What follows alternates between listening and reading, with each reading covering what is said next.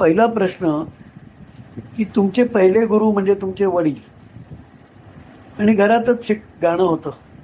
त्यामुळे ते गाणं त्यांनी तुम्हाला डायरेक्टली शिकवलं की तुम्ही आधी शिकत गेले तसेच ऐकून ऐकून? काय त्याला काय म्हणतात माहिती काय, गाण्याचं कान असणं तुम्हाला लहानपणापासून होता. मी 4-5 वर्षात वगैरे असेल बघितलं, कळलं की नाही, खेळायचो आणि वडील त्यांचे रियाज करायचे. रियाज करता करता त्यांचं इकडे तिकडे जरा काय झालं, मी जवळ येतो, हो हे असं नाही असं आहे. मी तेवढं माझ्या ते डोक्यात पक्क बसलेलं असायचं. हां, त्याच्यानंतर माझी गाण्याची आवड पहिल्यापासून होती. मला गाण्यात करिअरही करायचं होतं. आणखी तशी एक विजनही मला होती. ते कोणत्या वर्षी? अगदी लहानपणापासून. लहान म्हणजे किती? 4-5 वर्षापासून, अगदी 8-10 वर्ष झालं तर मला डोक्यात होतं की बाबा आपण गाण्यामध्ये करिअर करायचं. या गोष्टी होत्या. नंतर मग शेवटी मी इंटरला आल्यावर वडिलांनी मला ग्रीन सिग्नल द्यायला, आता म्हणा तू शिक. तर मी आधी वेगवेगळ्या क्लासेसना गेलो. पण व्हायचं काय की प्रत्येक क्लासमध्ये 1-2 महिने झाले की नवीन स्टुडंट यायचे. मी आपला एक खांबे उभा आहे. नवीन कोणी आलं की परत यमनपासून सुरू. ते रखडत होतो. मला ते दिसत होतं काय आपलं काय खरं दिसत नाही याच्यामध्ये. आम्ही साईड बाय साईड घरात शिकतच होतो वडिलांकडे. मग शेवटी योग असा आला की वडील म्हणाले तुला घरातलं तू मिळणारच आहे, तू असं कर, तू दिनकरकडे जा कैकणींकडे गेल्यावर मग ते घासून पोसून. पण त्यावेळी वडिलांकडे पण शिकत होतो? हां, पॅरलली वडिलांकडे. म्हणजे जो राग मी कैकणींकडे शिकायचा तोच घरी पण शिकायचो त्यावेळेला. अरे वा. हां, म्हणजे आग्र्याच्या पद्धतीतून आणि हां ग्वाल्हेरच्या पद्धतीतून असं कम्पॅरेटिव्ह स्टडी. हां, त्यावेळी एक झाकीरने छान उदाहरण दिलं. त्यांनी सांगितलं गुरु म्हणजे नदीसारखा असतो. मग तुम्ही वाटीने घ्यायचं, भांड्याने घ्यायचं, लोटीने घ्यायचं, बालदीने घ्यायचं, टिंपाने घ्यायचं की टँकर भरायचं, हे तुमच्या कपॅसिटीवर अवलंबून. अरे वा. हां, तर तसं जिकडे जर चांगलं मिळालं ते मी घेत गेलो. मी त्याच्यासाठी मी थोडे वडील जुन्या पद्धतीचे असल्यामुळे थोड्या शिव्या पण खाल्ल्या कधी कधी. मी ते म्हणायचे हे तुम्ही 17 ठिकाणी बाहेर जाऊन ऐकता ना, त्याचे सगळे परिणाम आहेत. पण ते करायचो, कळलं की नाही, ते करायचो. आणि त्याच्यामुळे मग गाणं प्रकल्प होत गेलं. आणि कैकण्यात पण कॉन्फिडन्स होता. त्यांनी मध्यमाला असताना मला 200 लोकांसमोर गायला बसवलं. मी गायला होत नाही. त्याने कॉन्फिडन्स असल्याशिवाय त्यांनी काही बसवलं नाही ना मला. तर तेवढी होती क्षमता होती. आणि एक विजन जी लागते गाणं विस्तार करायची, ती माझ्याकडे लहानपणापासून गाणं ऐकल्यामुळे कदाचित होती. कारण त्यांना माहिती होती एकदम विसरत होऊन मी बाहेर पडलो की त्यांच्या हातात न निसटणार. मग त्यांच्या हातात काही नाही. मी विसरत होऊन आम्ही बाहेर पडलो तर तिकडे कंटिन्यू करू याची काय. पण त्यांचं कसं असायचं, त्यांना सकाळी वेळ असायचा, संध्याकाळी त्यांचे क्लास असायचे भारतीय देवांना. त्याच्यामुळे तिकडे त्या गायकी त्या लेवलची तयार होईपर्यंत त्यांनी आमच्याकडनं अगदी घासून पुसून जोरदार घेतलं. ते जे सिलेबसचे सगळे राग होते त्याचं. आणि त्याच्यानंतर मला थोडा अंदाज होता या गोष्टींचा की कैकणींना संध्याकाळी वेळ नाही, मला सकाळी वेळ नाही. आणि इन्सिडेंटली माझं लग्न झालं, मी आठवले बा तेव्हा गोव्याला होते, कला अकॅडमीमध्ये एन्जॉय करते. तो गोव्याला त्यांच्या घरी मी आणि माझी बायको गेलो होतो 4 दिवस गोवा बघायला वगैरे असं. तर त्यानं म्हटलं आबा, म्हटलं नाही, आम्ही त्यांना घरगुती आबा म्हणायचो आठवले गोवाना. म्हटलं तुम्ही मुंबईत आले, ती म्हणतं मला तुमच्याकडे शिकायचं, शिक की म्हणायचं, त्यात काय म्हटलं. तसे आबा पण आमचे हे होते, कडक होते. हो म्हणतील जे गॅरंटी नाही, पण मला त्याने हो म्हटलं. कारण त्याने माझे गाणं आधी ऐकलं होतं माझं. इन्सिडेंटली ते 1-1.5 वर्षांनी मुंबईत आले. मुंबईत आल्यावरती पण त्यावेळी तुम्ही कैकणीकडे पण शिकत होता? नाही, कैकणींकडचं संपलं होतं माझं, विचारच झालं होतं तिकडे. कैकणीकडे किती वर्ष शिकलो? कैकणींकडे सगळे मन एक 6-1 वर्ष ऑफिशियली 4 वर्ष, 4 ते 5 वर्ष. आणि शेवटी आणखी आमचं कॉन्टॅक्ट असे बरं, त्यांचा एक फार मोठी जवळची बाजू होती की ते कुठेही त्यांचं गाणं असलं मुंबईत कुठेही त्यांचं गाणं असलं, अगदी प्रायव्हेट घरगुती, ते सांगायचे की माझ्या 4-5 विद्यार्थी ऐकायला येतील. आणि जनरली शनिवार रविवारी गाणी असायची. शुक्रवारी आम्हाला सांगायचे आमच्या ठिकाणी शनिवारी किंवा रविवारी काय असेल ते गाणं आहे, तुम्ही तिकडे या. तर तिकडे त्या प्रायव्हेट मैफिलीला देखील आम्ही हजेरी लावली. तर अशा जवळजवळ माझ्या मते निदान 50 मैफिली तरी आम्ही ऐकल्यात कैकणींच्या. आणि तो आमच्याकडचा फार मोठा साठा आहे. ही गायकी कशी असावी, कसं गायला गेला पाहिजे, ह्याचं आम्हाला एक लाईव्ह डेमॉन्स्ट्रेशन 3 तासाचा कार्यक्रम कसा करायचा. कमीत कमी 50 मैफिली आम्ही त्यांच्या अशा ऐकल्यात. त्यामुळे ते काय करतात, कसं करतात, कसे एक एक पाऊल पुढे टाकतात, कशा परिस्थितीने काय करावं लागेल. तर असं झालं की गाणं सुरू होता होता त्यांचा आवाज खराब झाला. अरे बाबा, पहिल्याच रागाला. आम्ही आपल्या मनात विचार करत होतो की आता सर गाणार कसे पुढे, पण दुसरा राग त्यांनी खालच्या अंगाचा काढला आणि तिकडे तो आवाज जमवून मग पूर्ण कार्यक्रम यशस्वी झाला. हो. मी दुसऱ्या दिवशी मी त्यांना म्हटलं, तर म्हटलं मला वाटलं नव्हतं कालचा कार्यक्रम तुमचा चांगला होईल. पहिल्याच आयटममध्ये म्हटलं आवाजाची ही झालेली होती, म्हटलं आवाज खराब होता खूप, पण थोडं जपून करायला लागतं, होतं मला आठवतं. आता पूर्वी लोक काय करायचे, आधीच्या वरचढ गाण्याचा प्रयत्न करायचे आणि नेमकं ते फसायचे तिकडे. आधी तो गायला हा, नाही त्याच्या पुढे नाही तर हा तेवढ्यावर पण नाही, पट्टी आधी तर पांढरीच्याला गायला ना, हा अरे पांढरी काळी 3ला तंबोरे म्हणजे आणखी अर्धा सुरूवर. आणि मग तिकडे गेल्यावर जर तुमचा आवाज फसला की अख्खा गाणं कोलमडायचं. हे खूप लोकांचं पूर्वी व्हायचं. आणि अतिशय प्रेमळ आमच्या अगदी घरगुती संबंध. मी तिथून बाहेर अगदी शेवटपर्यंत मी त्यांच्याकडे वर्षाला 3-4 वेळा जायचो. आपण हा हो, माहिती होतं. त्यांची नो रिॲक्शन नाही काय ऑब्जेक्ट नव्हता काय त्यांचं. आणि तेवढ्याच प्रेमाने माझ्याशी ते नेहमी राहायचे. असं नाही की बाबा आता आठवल्यांकडे गेलाय. खूप आम्ही बाकीच्या बद्दल पण होतं. हा, बाकीच्या बद्दल पण होतं. बाकीच्यांच्याबद्दल म्हणजे बाकीचे जे स्टुडंट्स असे दुसरी. आता त्यांची मुलगी त्यांच्याकडेच कंटिन्यू केलं तिने. नंतर तुझी माझी मीरा म्हणून जी कलिक आहे, तिचं आदनमधनं ती त्यांच्याकडेच जायची, कंटी गिरगावला जायची. कळलं की नाही. बाकी काही 1-2 जण लाईटमध्ये शिरले, त्याच्यामुळे ते क्लासिकलमधनं बाहेर पडले. असं झालं. मी कैकणी स्वतः सांगायचं की अरे ती माझी एकच बॅच अशी निघाली, ती तशी बॅच मला आधी कधी मिळाली नाही ना नंतर कधी मिळाली. प्रेमाने अगदी शेवटपर्यंत आमचा स्नेहसंबंध फार चांगले होते. दादानी तुम्हाला तिकडे पाठवलं. दादांच्या बद्दल त्यांचा संबंध कसे होते, काय चांगले होते. काय गंमत सांगतो, ते मला 200 लोकांसमोर बसवलं ना, मी गेलो, मला आठवत आहे. आणि आलापी छान झाली. तानेला मला लय मिळे नाही, लय पाहिजे ती मिळे नाही. आणि तुम्ही सांगू शकला नाही. हां, पहिलाच मोठा परफॉर्मन्स होता, ते काय लक्षात नाही आलं, जमलं नाही, काय म्हणा. मग गाणं झाल्यावर काय रे बापाची ताण एवढी चांगली, तुझं असं काय.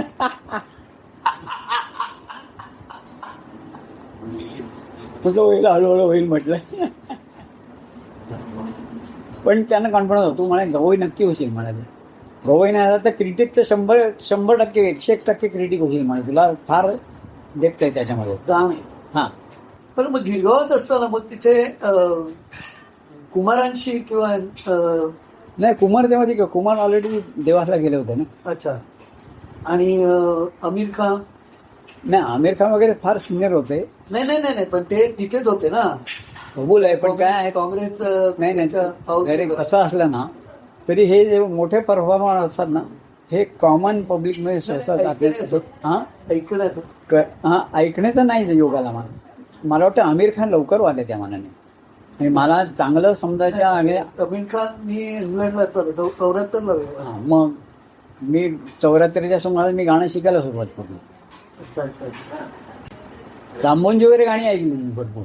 रामभाऊ तर मी भरपूर ऐकली. कारण गाणं ऐकणं म्हणजे कसं असतं की बुवांचा कार्यक्रम, रामभाऊंचा कार्यक्रम, हा जगन्नाथ बुवांची गुरुपौर्णिमा, होय बुवांची गुरुपौर्णिमा आणि त्या शेरीकरमुळे IIT मध्ये असताना हा भीमसेनचे जवळजवळ 50च्या वर मैफिली. मग आठवले बुवांकडे मी शिकायला सुरुवात केली. मग आबान म्हटलं आबा म्हणायचा मी आठवले बुवांना म्हटलं मला अलंकार करायचे पण म्हटलं असं करायचे की सगळे राग मला विलंबित द्रुत गाता आले पाहिजे. ते साधारण मी फक्त द्रुत बंदी शिकायचं वगैरे हे भानगड नाही करणार म्हटलं मी. भले 2-4 वर्ष लागू देत पण मला प्रत्येक राग व्यवस्थित गाता आला पाहिजे. बरं म्हणा काय हरकत नाही. आणि तसेच म्हटल्याप्रमाणे मी 2-2 वर्षांनी एक परीक्षा दिल्या. अच्छा, त्याच्यानंतर तुम्ही त्याच्यानंतर कशी परीक्षा दिली? अलंकार. हां आठवले बुवांकडे आलो. हां काढ तंबर काढ म्हणाले. काय शिकायचं म्हटलं आबा म्हटलं अलंकाला कोणत्या राग आहेत? श्याम कल्याण आहे मग घे. श्याम कल्याण शिकायला सुरुवात केली. बरं मी शुद्ध सारंग गात होतो मला माहिती होतं त्यामुळे श्याम कल्याण माझ्या लक्षात येणे बरोबर काय नक्की डिफरन्शिएट करायचं ते गमरी. हां हां गमरी. हां कसं करायचं वगैरे माझ्या लक्षात येईन. शिकलो पहिल्या वेळेला काय बोललो काय नाही. घरी येऊन बघतो तर काय जमेन आहे ती बांधलं. दुसऱ्या वेळेला गेलो. हां काय शिकायचं आज म्हटलं आपला आबा श्यामकल्याण चालू आहे की. अरे झालं की म्हणाले. आबा म्हणतो मला काहीच कळलं नाही श्यामकल्याण. म्हणलं झाला काय म्हणताय. बरं आज म्हणे आज रिपीट करू पण एक लक्षात ठेवून राग रिपीट नाही करायचं. एका सिटिंगला एक राग. मग श्यामकल्याण शिकवला. बरं हे आबा आठवले व आमचे शिकवायचं म्हणजे काय आहे बघ हा राग आहे असा याच्यात हे करायचं नाही गद्यामध्ये. हो गाऊन मी सांगायचे नि सा रे म प ग म रे नि. आता श्याम कल्याण आहे नि सा रे म रे शुद्ध सांगायचं. कळलं की हे करायचं नाही. ही बंदिश अशी बळत करायची. एका दुसरी ताण आहे निसा रे मा पद मा प ग म रे जाणीचा. निसा रे म रे मा पद प नि प पद मा प रे मा पद मा प ग म रे जाणीचा. असे 4 ताण सांगितले. हां हे घे आता काय अडलं तर मला सांग. त्यामुळे बरंचसं माझं गाणं कैकिणींच्या अंगानेच जातं. मग पुढे थोडं मी दादा कैकिणी आणखीन आठवलं तिघांचं मिश्रण झालं थोडं. पण तिघांपेक्षा गाणं माझं वेगळं पडलं. किंवा अमक्यासारखाच गातो कैकिणीसारखाच गातो किंवा आठवलेवांसारखाच गातो किंवा जेवी वतकाण्यासारखा गाव असं नाही आहे माझं. जे इव्हन अभिषेकांचं मी कधी शिकलो नाही त्यांच्याकडे. पण काही त्यांचे आवाज लावायची पद्धत ते भावपूर्ण कसं गायचं. श्याम कल्याण सारखा मूळ राग हां तो जोर कसा गाता काय तुमची बंदिश कशी असेल त्याच्यावर अवलंबून. कैकिणींचीच एक बंदिश आहे. रातन जिंगणार साहेबांवर त्यांनी बांधली बंदिश. ऐसो गुन्हेयाना गे सरताज. आता काय ह्याच्यात नरमपणा कोणी आणणं सांग मला. रसराज एवढी मोठी मींड आहे त्यात. गुण सागर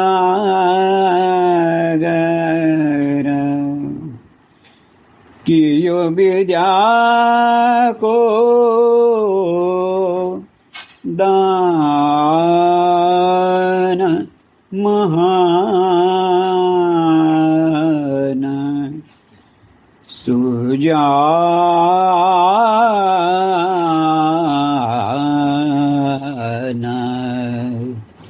ऐसो गुण गे सरता. केवढा मोठा मोकळा आहे बघ. मी तिरकीड एक ताल मी तिरकिडीच्या आधी मोकळा सुरू करायला लागतो. जनरली तिरकिडीनंतर आपण मोकळा सुरू करतो. तशी त्यांची दूरची म्हणजे बंदी छान आहे.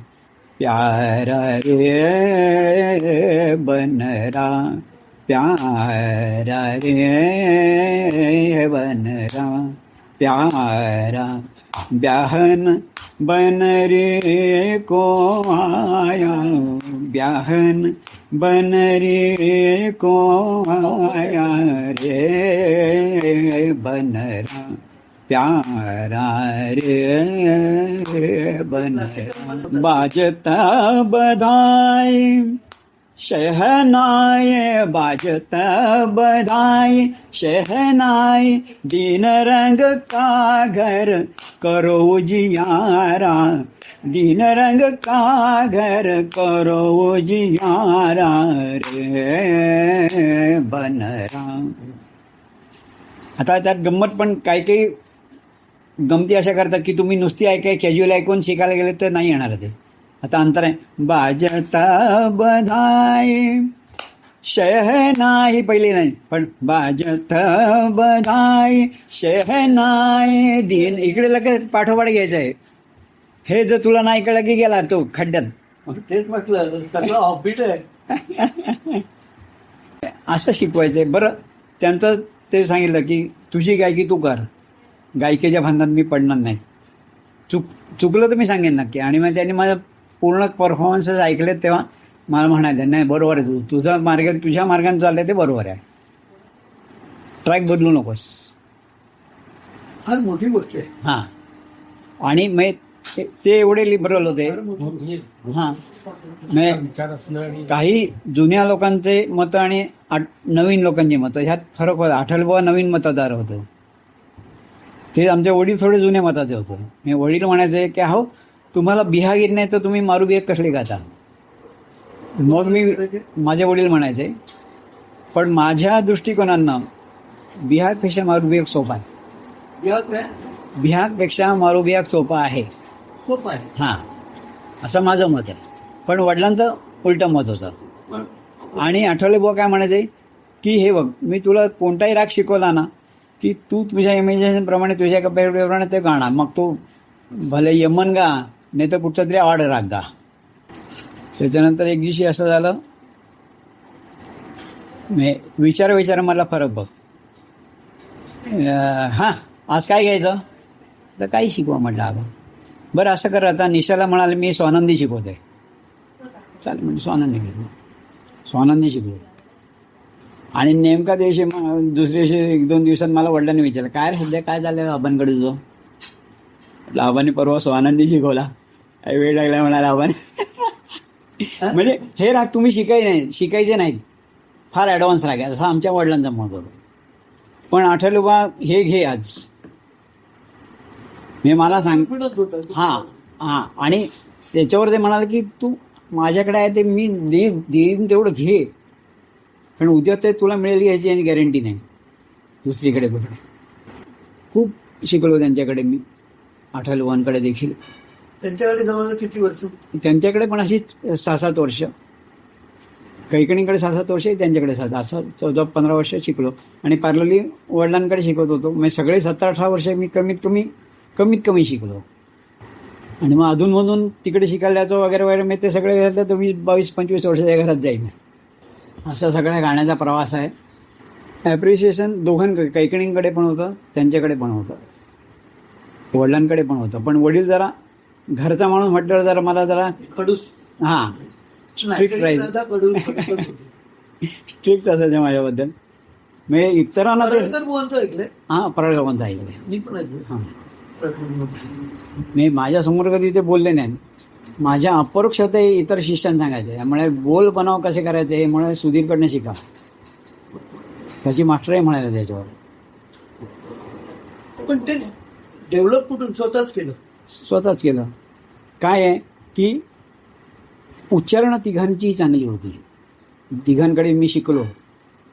उच्चारण पद्धती तिघांची. आणि थोडं माझा एक सायंटिफिक ॲप्रोच असायला की ही गाणारा माणूस कसा गातोय, तो फेमस का झाला, आज त्याचं गाणं का चांगलं झालं, हे मी ॲसेस करायचो बऱ्याच वेळा. कळलं की नाही. त्यामुळे वेगवेगळ्या पद्धती काय असतात, कसं असतात, मग त्याच्यात काय करतात हे हळूहळू आपल्याला कळलं. नाही काही काही गोष्टी आम्हाला बोलून पण सांगितल्या गेल्या. इन्सिडेंटली एकदा मी मंजुश्री कुलकर्णी आहे सांगलीची, तिच्या घरी मी एकदा गायलो होतो. काणेबुवांकडे शिकायची ती, आणि काणेबुवा होते, मी होतो, कणेकर होते. तर तिच्या घरी मी गायलो आणि भयानक श्रीखंड वगैरे खाल्लेलं, असला मरणाचा आवाज लागतोय. आणि मारवा काढला मी संध्याकाळच्या वेळेला खालच्या अंगाला. हां, आणि काही केलं ते गाणं जमेन. म्हणजे टेक्निकली सगळं बरोबर झालं, पण रंग नाही आला. काणेबुवांसमोर काय लपवण्याचा प्रश्न नव्हता. बुवा आज काय म्हटलं, जमलं नाही माझं गाणं. नाही तुझं आहे सगळं बरोबर आहे, पण काय तुझं थोडं धीमं चालत आहे, कारण ते जरा लयकारीकडे जास्ती करणार आहे ना. असं बरोबर रात्री बोलू. तर रात्री करता करता गप्पा मारता मारता ही तरी म्हटलं 82-83 सालची गोष्ट. कुठे? सांगलीला मंजूच्या घरी 2 वाजेपर्यंत आमच्या गप्पा चालल्या होत्या गाण्या विणण्याबद्दल वगैरे वगैरे. आता म्हटलं बुवांना रिमाइंड करण्यात काही अर्थ नाही की मारव्याचा काय करूया म्हणून. त्यांना जाणं, अरे सुधीर मारवा करायचा आपल्याला. रात्री 2 वाजता, आणि रात्री मंजू तंबोरा काढ, मंजूने बिचारीत तंबोरा काढला. रात्री 2 ते 4 2 तास आमची मारव्याची ट्युशन चालली, मी आणि मंजू. मला म्हणाले, मारवा राग कोणत्या घराण्याचा वाटतो तुला? आणि आपण या ज्या किराणाच्या जास्ती ऐकलेलं ना, जास्त किराणा पातळ्या वगैरे म्हटलं किराणा अंगाच्या जास्त वाटतात. अरे थांब सांगतो तुला. नि रे ग म धा मग रे नि नि रे ग म धा नि धा धा नि रे नि धा म धा मग रे ग रे नि रे सा. काय झालं म्हटलं, वाले बरोबर आहे म्हणाले. कारण तेवढी उडी मारायला किराण्याला 2 वर्ष, वरच्या दैवतापर्यंत जायला किराण्याला अर्धा तास लागला. प्रत्येक स्टेशनवर गाडी टाकली. बरोबर आहे म्हणाले. हा मला ग्वाल्हेरचा पुरी असतो. आणि त्याचं मग फायदा मला कुठे झाला, एकदा आठवलेबांची गुरुपौर्णिमा होती वाशीला, आणि नेमका संध्याकाळची वेळ मला आली. गायला मारवा सुरुवात केली, आणि मग माझ्या लक्षात आलं का माईकची काय खरं नाही आहे, बोंबाव आहे माईकची. म्हटलं आता खालच्या देवावर म्हटलं मी सम घेतली की मी फसणार. म्हटलं पिया मोरे गेलं की मी म्हटलं पिया मोरे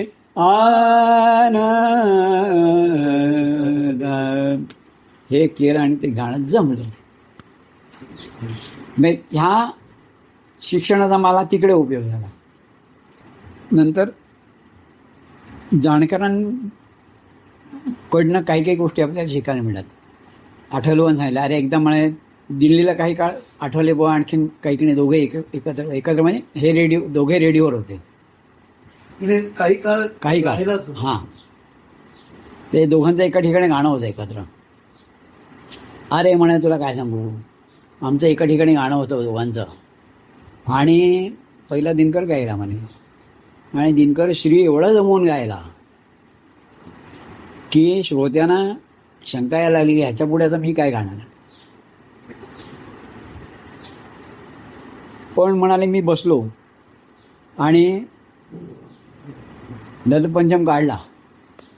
ललित पंचम? हां, श्रीनंतर. हां, आणि म्हणाले जमवलं गाणं. जेव्हा मला मग ओळखीचे लोक म्हणाले की आठवले, ओळखीचे त्यांच्या, की आम्हाला वाटलं नव्हतं की दिनकरनंतर तुम्ही गाणं जमवू शकाल. फक्त त्याला काय लागतं, मग एक झाडच लागतं आपल्याकडे. मी रामभाऊ नंतर पण आठवलेबुवा गायलेले आहेत, हलवा नाही. कळलं की तो झाडच लागतं. आणि एकदा मला मी त्यांना विचारलं, बुवा म्हटलं भाऊ सगळेच आपापल्या परीने मोठे आहेत, काय गवई सगळेच म्हटलं आपापल्या परीने मोठे आहे, पण म्हटलं भीमसेनचं नाव हे वेगळं का दिसतं. आणि म्हणाले एक लक्षात ठेव की आधीचा माणूस कितीही चांगला गायला असला तरी भीमसेन स्वतःचं गाऊन जातो, त्याचं तो रसायन जमवतो म्हणाले. आणि तंबोरे सगळे लोकांच्या डोक्यात तो सूर बसेपर्यंत भीमसेन स्वतःचा षड्ज लावत नाही. तबले म्हणजे लावून झाले की ते सगळे ऐकतो, शांतपणे तिथे बसतो, राम म्हणून आता गाईल आता गाईल आता गाईल. ह्या खूप मोठ्या गोष्टी असतात. असं सगळं आहे. फक्त की मेहनत करणं ही गाण्यात फार मोठी जुने लोक सांगायचे की गाण्यामध्ये तुमचं म्हणे शिकणं 20% असतं, 40% प्रॅक्टिस आणि उरलेलं ऐकणं, गाणं ऐकणं. आणि ते गाणं ऐकणं पण कसं विद्यार्थी म्हणून आपण गाणं ऐकणं आणि लेमॅननी गाणं किंवा रसिकाने गाणं ऐकणं ह्यात फरक असला पाहिजे. विद्यार्थी म्हणून आपण जेव्हा ऐकतो तेव्हा हा माणूस काय करतोय, कसं करतोय, ॲट्रॅक्टिव्ह का होतोय, ॲट्रॅक्टिव्ह का होत नाही आहे, काय केलं पाहिजे काय नाही केलं पाहिजे, हे तिकडे तुम्हाला ॲनालिसिस करता आलं पाहिजे. म्हणजे मग तुम्हाला तुमच्याकडे ती प्रगल्भता येते आणि मग तुम्ही त्याच गोष्टी मग तुमच्या स्वतःच्या गाण्यामध्ये इम्प्लिमेंट करता.